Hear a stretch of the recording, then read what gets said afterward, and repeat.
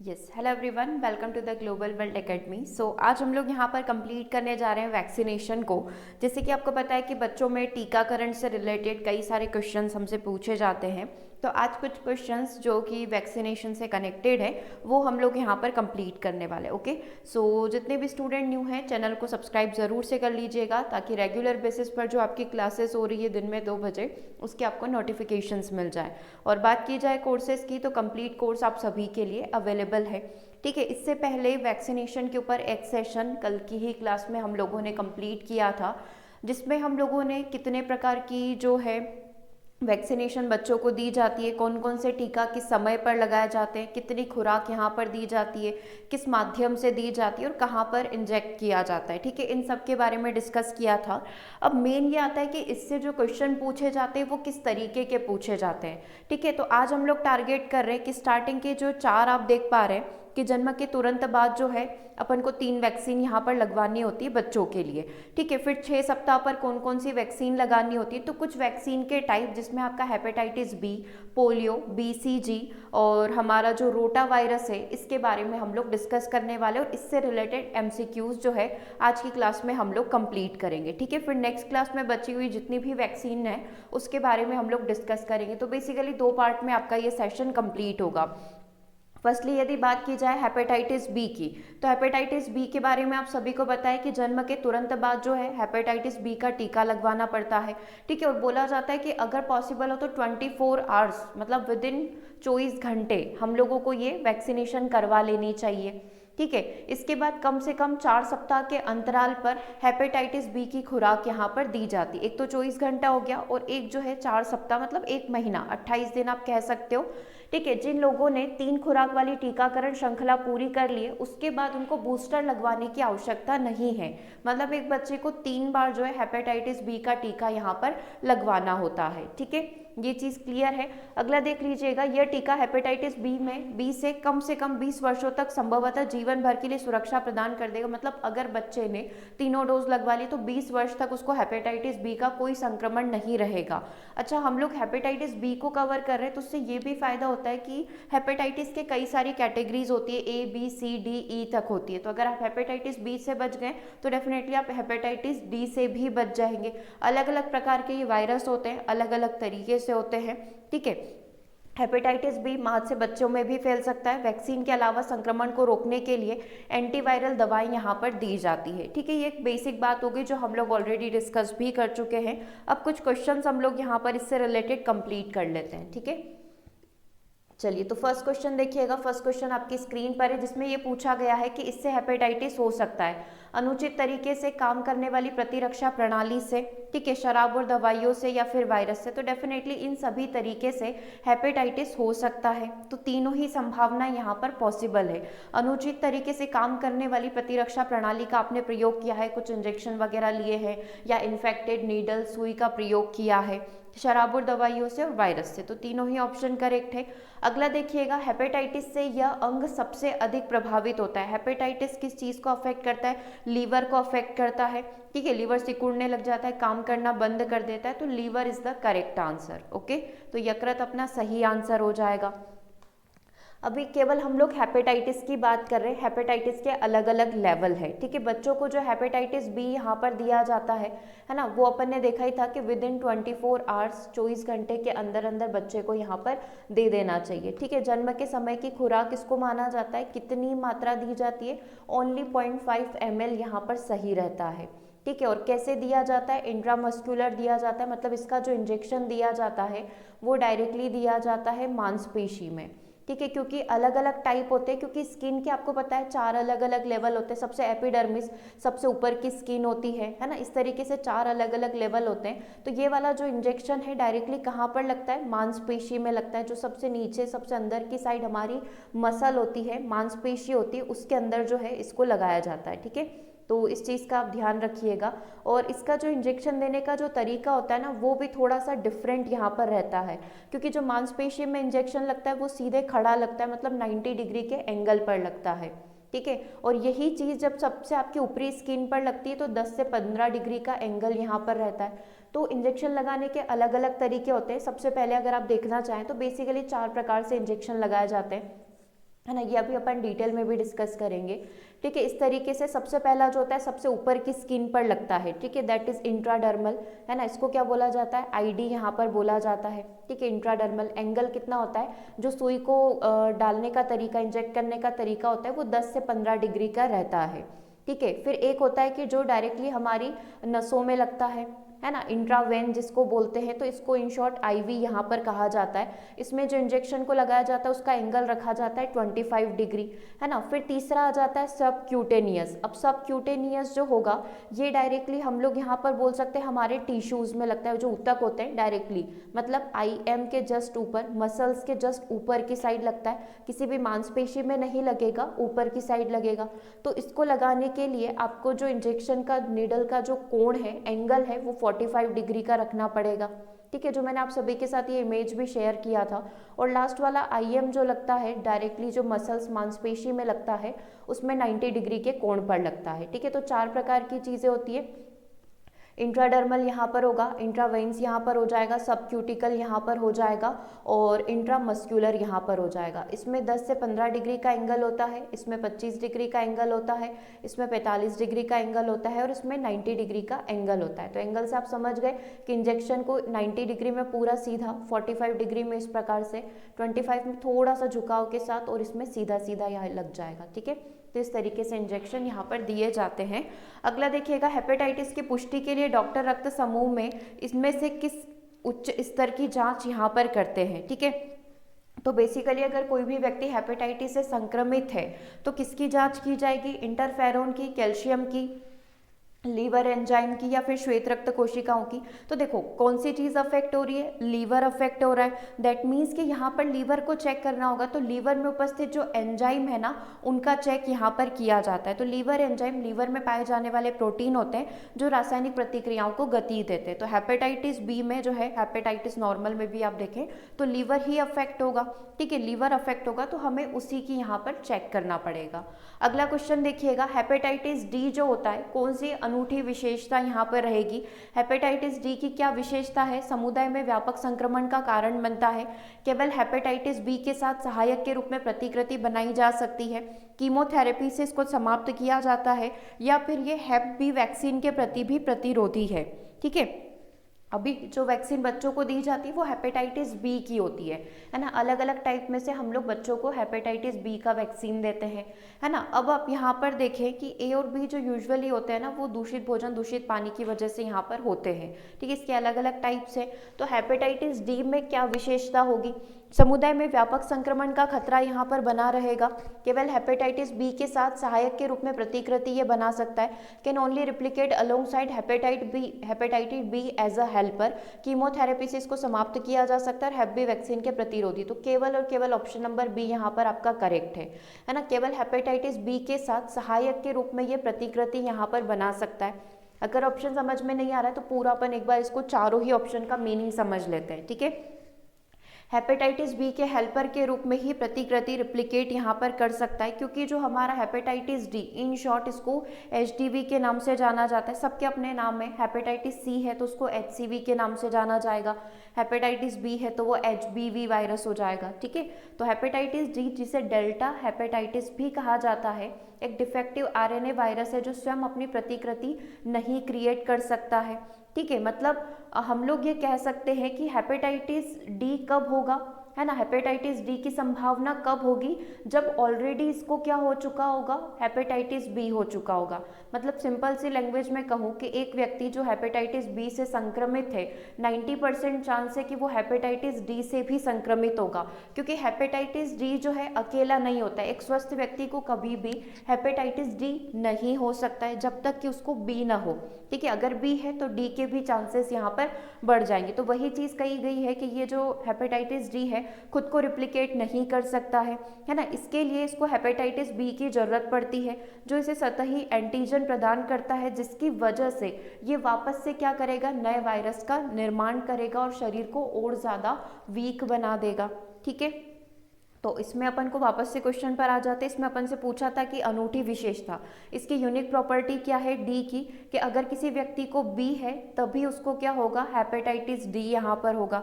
ठीक है, और बाकी सारे ऑप्शन गलत क्यों हुए वो भी अपन देख लेते हैं। यह समुदाय में व्यापक संक्रमण के माध्यम से फैलता है क्या, नहीं। एक दूसरे के संपर्क में आने पर या कम्युनिकेबल है क्या, नहीं। हम लोग ये बोल सकते हैं कि अगर कोई इंजेक्शन या ड्रग उपयोग करता है ना, इन्फेक्टेड सुई वगैरह का उपयोग यहाँ पर करता है, तो उन लोगों को इसकी संभावना ज़्यादा यहाँ पर होती है। तो पहला स्टेटमेंट गलत हो गया। कीमोथेरेपी से समाप्त किया जा सकता है क्या, नहीं। इसको कीमोथेरेपी के थ्रू बोल सकते हैं कि समाप्त नहीं किया जा सकता है, इसके लिए कोई कीमोथेरेपी अवेलेबल नहीं है। ठीक है, उसके बाद जैसे डी को खत्म करना है तो आपको बी के लिए जो उपचार है वो ही यहाँ पर करने पड़ेंगे, और उसी के थ्रू बी खत्म होगा तो डी भी खत्म हो जाएगा। हेपेटाइटिस बी वैक्सीन के प्रति प्रतिरोधी है क्या, तो हेपेटाइटिस बी वैक्सीन अप्रत्यक्ष रूप से हेपेटाइटिस डी से भी सुरक्षा प्रदान करती है। ठीक है, तो वो वाला जो बोल रहा था कि प्रतिरोधी, दोनों अपोजिट है क्या, नहीं, दोनों एक साथ है। हेपेटाइटिस बी का प्रोटेक्शन ले लो तो हेपेटाइटिस डी से भी बच जाओगे। दैट्स वाई आपका ऑप्शन नंबर डी भी गलत हो जाएगा। ठीक है, क्लियर हुआ। ये वाला क्वेश्चन आपका एक नीट की एग्जाम में पूछा गया था। ओके, सो केवल ऑप्शन नंबर बी आपका करेक्ट हुआ है। ठीक है, अब हम लोग थोड़ा सा यहाँ पर ना WHO क्या कहता है उसके बारे में जान लेते हैं, क्योंकि इसका बोल सकते हैं कि थोड़ी सी डिटेल जानना भी ज़रूरी है। तो WHO वायरल हेपेटाइटिस के बारे में जागरूकता और समझ बढ़ाने के लिए हर साल विश्व हेपेटाइटिस दिवस यहाँ पर मनाता है। ठीक है, विश्व हेपेटाइटिस दिवस 2023 का यहाँ पर जो थीम था, उन्होंने लीवर के महत्व को समझाने की यहाँ पर कोशिश करी थी।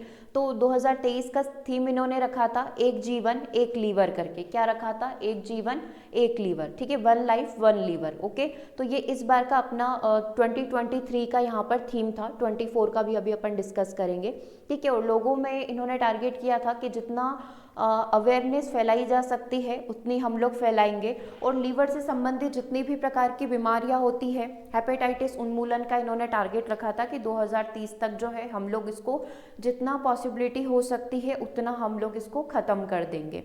ठीक है, तो ये 2022 से लेकर 2030 तक के इनके टारगेट है। तो 23 का थीम हो गया एक जीवन एक लीवर। ठीक है, प्रत्येक वर्ष 28 जुलाई को जो है विश्व हेपेटाइटिस डे के रूप में सेलिब्रेट किया जाता है। और किसने शुरुआत करी थी, डॉक्टर बारूक ब्लमबर्ग जो थे, इनके द्वारा जो है इसकी शुरुआत करी गई थी। ठीक है ना। ठीक है, तो ये ध्यान रखना 28 जुलाई को मनाया जाता है विश्व हेपेटाइटिस दिवस। 2008 से जो है हर साल इसको सेलिब्रेट किया जाता है।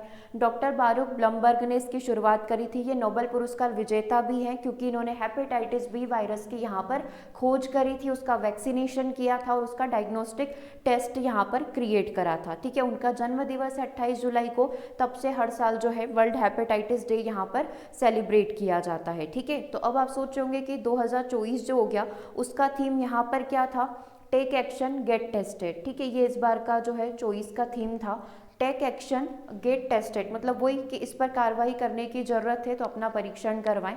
हिंदी में अगर आप देखेंगे तो कि इस तरीके से इसका मीनिंग निकलेगा। ठीक है, और 2030 तक टारगेट किया है इन्होंने क्या, कि हेपेटाइटिस का जितना उन्मूलन हो सकता है उतना करना है। ओके, तो ये हेपेटाइटिस से रिलेटेड मेन इन्फॉर्मेशन हो गई। अब हम लोग यहाँ पर बात कर लेते हैं पोलियो वायरस की। ठीक है, पोलियो वायरस का संक्रमण वायरस के कारण होता है ना, पोलियो वायरस के कारण ही ये बीमारी यहाँ पर फैलती है। अब संक्रमण किस माध्यम से हो सकता है, मल मौखिक मार्ग के माध्यम से हो सकता है। संक्रमित व्यक्ति के मल जो है एक दूसरे के संपर्क में आने पर या दूषित हाथों से या इसी प्रकार की चीज़ों से जो है ये एक दूसरे व्यक्ति के अंदर फैल सकता है। कुछ अन्य मामलों में यह सीधे मौखिक से मौखिक मार्ग में भी यहाँ पर फैल सकता है। इसके पोलियो वायरस के जो पनपने की अवधि होती है वो 6 से 20 दिन की होती है ना, जो मोस्टली 3 से 35 दिनों तक यहाँ पर चल सकती है। संक्रमित व्यक्ति के गले या मल से एक नमूना लेकर वायरस की उपस्थिति की जांच यहाँ पर की जा सकती है। तो इस तरीके से इसका पूरा टेस्ट किया जाता है कि कोई व्यक्ति अगर पोलियो से संक्रमित है तो। ठीक है, 24 अक्टूबर विश्व पोलियो दिवस के रूप में यहाँ पर सेलिब्रेट किया जाता है। जो पोलियो माइलेटिस वायरस है उसको खत्म करने के लिए जो वर्ल्ड वाइड जितने भी तरीके के यहाँ पर कैंपेन वगैरह चलते हैं, है ना, लोगों में अवेयरनेस फैलाई जाती है, पोलियो की ड्रॉप यहाँ पर पिलाई जाती है, तो उससे संबंधित जो है अवेयरनेस के लिए 24 अक्टूबर, हर साल 24 अक्टूबर को जो है पोलियो दिवस के रूप में यहाँ पर सेलिब्रेट किया जाता है। पोलियो एक जानलेवा बीमारी है जो पोलियो वायरस के कारण यहाँ पर होती है, जिसे विश्व स्वास्थ्य सभा ने 1988 में खत्म करने का संकल्प लिया था। ठीक है, कैसे भी करके इसको क्या किया जाएगा, समाप्त किया जाएगा, खत्म किया जाएगा। ठीक है, अब इससे रिलेटेड कई सारी चीज़ें हैं, क्योंकि पोलियो वैक्सीन फिर इसका जो है एक नया वर्जन इंजेक्शन वाला भी है, अलग अलग टाइप भी होते हैं, तो कई सारे क्वेश्चन पोलियो से पूछे जा सकते हैं। तो अभी हम लोग बेसिक पोलियो क्वेश्चन कंप्लीट करते हैं, फिर साथ के साथ अपन इसका डिटेल भी कंप्लीट कर लेंगे। सो फर्स्ट क्वेश्चन यहाँ पर देखिएगा, फर्स्ट क्वेश्चन आपकी स्क्रीन पर है। 1955 में पोलियो वैक्सीन का आविष्कार किसके द्वारा किया गया था? जॉन साल्क के द्वारा किया गया था। आप सभी को बताएं, सी आंसर इसका करेक्ट हो जाएगा। पोलियो के टीकों के संबंध में सही कथन क्या है ना? पोलियो की दो वैक्सीन यहाँ पर चलती है, एक साल्क एक निष्क्रिय पोलियो वैक्सीन है, और सबिन जीवित क्षीणित पोलियो वैक्सीन है, मतलब कमजोर है लेकिन इसका लाइव एट्यूनेटेड अवेलेबल है। साल्क और सबिन दोनों ही पोलियो की वैक्सीन है, तो यस ये तीनों ही स्टेटमेंट बिल्कुल करेक्ट है ना? साल्क एक निष्क्रिय पोलियो वैक्सीन है, बिल्कुल सही बात है, ठीक है। और सबिन जो है जीवित पोलियो वैक्सीन है, लेकिन ये कमज़ोर पोलियो वैक्सीन मानी जाती है, मतलब इसका क्षीणित टीका यहाँ पर अवेलेबल है, ठीक है। दोनों ही पोलियो के टीके हैं, दो व्यक्तियों के द्वारा अलग अलग इसको निर्मित किया गया है, ठीक है। मतलब आप समझ लो कि इस वैक्सीन के आने के बाद 60 to 70% पोलियो के जो मामले थे वो रिड्यूस हो गए थे, है ना, इस वैक्सीन को देने के बाद। तो ऑप्शन नंबर डी जो है आपका बिल्कुल सही हो जाएगा। पूरा डिटेल यहाँ पर देख सकते हैं। साल्क वैक्सीन यानी कि निष्क्रिय पोलियो वायरस वैक्सीन, आईपीवी एक निष्क्रिय पोलियो वैक्सीन है। डॉक्टर जॉन साल्क ने 1955 में आईपीवी को यहाँ पर विकसित किया था, ठीक है। इनएक्टिवेटेड पोलियो वैक्सीन आप इसको कह सकते हैं। इसमें तीनों तरीके के पोलियो वायरस जो है उपभेद यहाँ पर होते हैं, क्योंकि इसकी भी 3 कैटेगरी होती है, एबीसी 3 कैटेगरी होती है पोलियो वायरस की, ठीक है। इसे इंट्रामस्कुलर या इंट्राडर्मल इंजेक्शन के थ्रू दिया जा सकता है। इंट्रामस्कुलर या तो मसल्स में दिया जाएगा, या फिर स्किन का जो सबसे ऊपरी हिस्सा होता है एपिडर्मल वाला, उसके अंदर यहाँ पर दिया जा सकता है, ठीक है।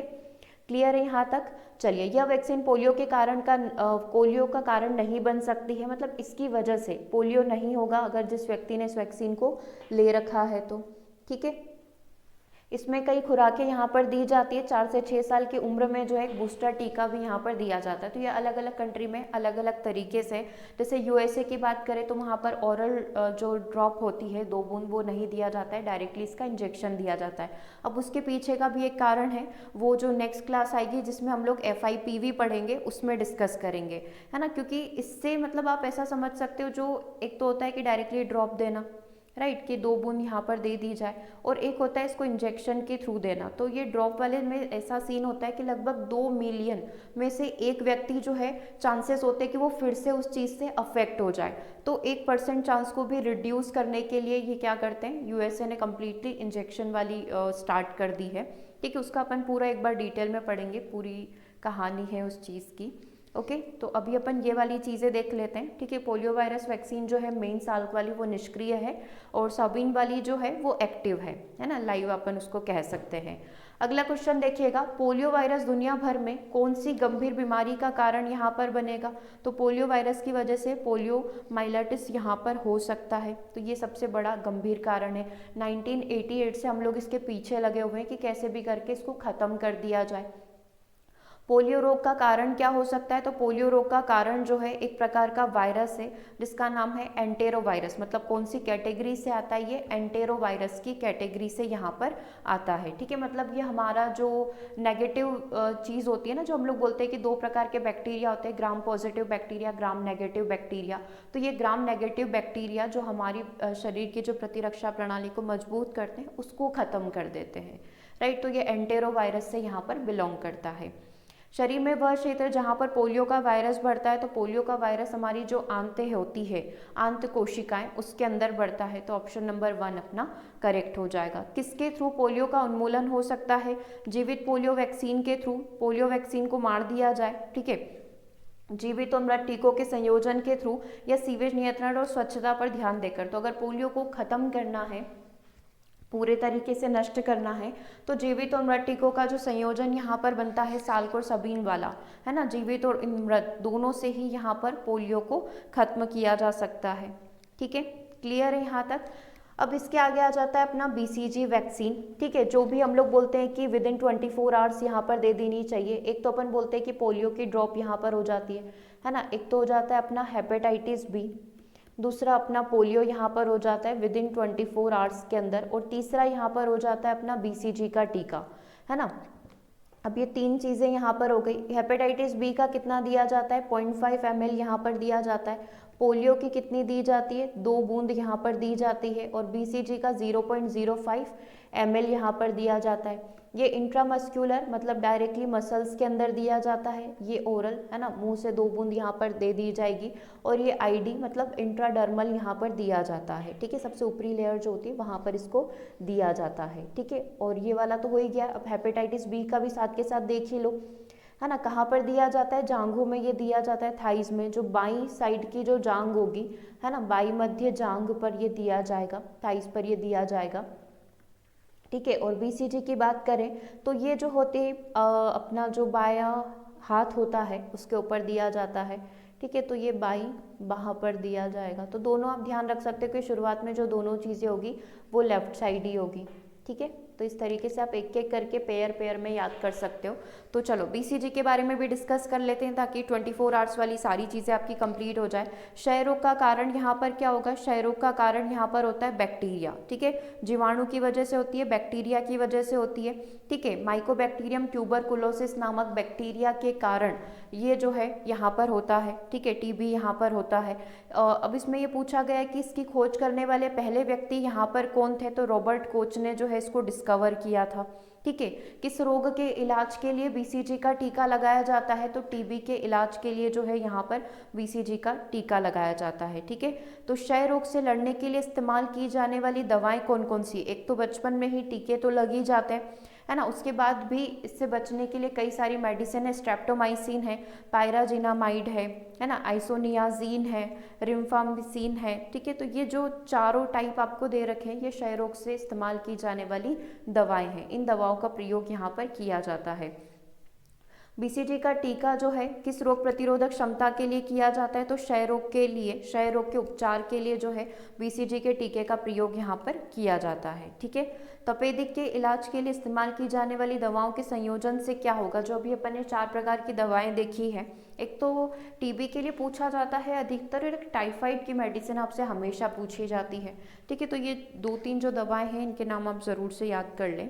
तपेदिक के इलाज के लिए इस्तेमाल की जाने वाली दवाओं का क्या फ़ायदा है, बेहतर प्रतिक्रिया उत्पन्न करने के लिए, उपचार के प्रति इकाई के प्रतिरोध को कम करने के लिए जो है हम लोग इन दवाओं का प्रयोग करते हैं। तो सी आंसर जो है अपना करेक्ट हो जाएगा, मतलब बोथ 1 और 2 दोनों ही स्टेटमेंट यहाँ पर जो है अपने करेक्ट हो जाएंगे।